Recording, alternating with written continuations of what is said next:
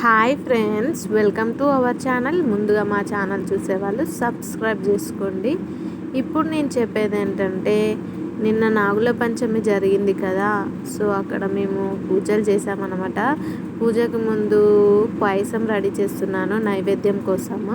ఒక stove on చేసి గిన్నె పెట్టుకొని అందులో కొంచెం పాలు పోసుకొని, పాలు వేడైన తర్వాత కొంచెం చక్కెర వేసుకోవాలి.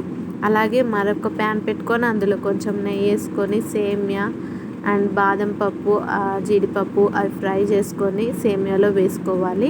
సేమియాలో వేసుకున్నాక కొంచెం చక్కెర యాడ్ చేసిన తర్వాత సేమియా ఉడుకుతుంది. సో ఇప్పుడైతే నేను ప్రిపేర్ చేస్తున్నాను అన్నమాట. పాయసం అయితే రెడీ అయిపోయింది. అది కొంచెం చల్లారాలని చెప్పేసి స్టవ్ ఆన్ చేసి దాన్ని కలుపుతూ ఉన్నాను, కొంచెం గట్టి పడాలని చెప్పేసి. మా నైవేద్యం అయితే రెడీ అయిపోయింది, మేము కూడా రెడీ అయిపోయాము. సో ఇప్పుడు స్టార్ట్ అవుతున్నాం అన్నమాట. గుడికి వెళ్ళాలి కదా, గుడికి వెళ్ళి పూజ చేసుకోవాలి కదా, దానికోసం ఈ పాయసం రెడీ చేస్తున్నాను. ఇప్పుడైతే పాయసం రెడీ అయిపోయింది ఫ్రెండ్స్. గుడికి స్టార్ట్ అయ్యాము, గుడికి వెళ్ళాము. వెళ్ళిన తర్వాత అక్కడ ముందుగా ఈ దేవుణ్ణి దర్శనం చేసుకున్నాం అన్నమాట. గుడి లోపలికి ఎంట్రీ కాగానే ఇదొక దేవుడు ఉంటుంది, నాగమ్మ దేవుడే. ముందుగా ఈ దేవుణ్ణి దర్శనం చేసుకోవాలి, ఆ తర్వాతనే గుడి లోపలికి వెళ్ళాలి. మా అక్క అయితే నాగమ్మ దేవునికి అభిషేకం చేస్తుంది, పాలుతో, ఆవు పాలుతో అభిషేకం చేస్తారు కదా, అలా అభిషేకం చేస్తుంది అన్నమాట. అభిషేకం అయిపోయిన తర్వాత దేవుని దగ్గర ఒక దీపం ఉంటుంది, ఆ దీపంలో కొంచెం ఆయిల్ వేసి ఒత్తి పెట్టేస్తుంది అన్నమాట దీపాన్ని. ఇదైతే మెయిన్ దేవుడు అన్నమాట. ఇక్కడ దేవుడు ఉంటాడు, నాగమ్మ తల్లి.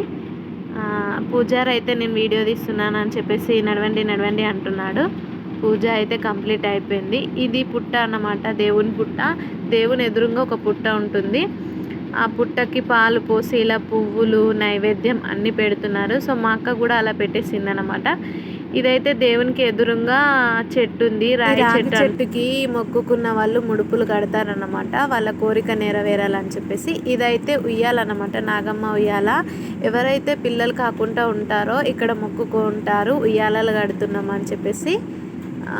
ఇప్పుడైతే మేము ఇక్కడ దర్శనం అయితే అయిపోయింది. ఇది గజస్తంభం అన్నమాట, నాగమ్మ దేవుని ఎదురుగా ఉంటుంది. ఇవైతే నవగ్రహాలు, మేము వాటిని పూజ చేసుకున్నాము. మా బావ మా కొడుకు ఇద్దరు కలిసి తిరుగుతున్నారు. ఇప్పుడు అదైతే అయిపోయిన తర్వాత ఈ చెట్టు ఉంది కదా, దీన్ని ఏమంటారంటే ఉసిరి చెట్టు అంటారు. ఇక్కడ కూడా చాలామంది దీపాలు పెడుతున్నారు. ఇది కూడా ఒక ప్రత్యేకమైన దేవుడు అన్నమాట. ఇదైతే మొత్తం నాగమ్మ గుడి ఎలా ఉంది చూడండి, నాకైతే చాలా బాగా నచ్చేసింది. పూజ అయితే కంప్లీట్ అయిపోయింది. మేము ఇప్పుడు ఫొటోస్ దిగుతున్నాం అన్నమాట. మా చిన్నోడు చూడమంటే అస్సలు చూడట్లేదు, ఫోటో దిగు ఎంత పట్టుకొని చూపించినా కానీ వాడైతే అస్సలు చూపించలేదు. ఫొటోస్ తీయడం అయిపోయింది, అలాగే వీడియోస్ కూడా తీసుకుంటున్నాం అన్నమాట.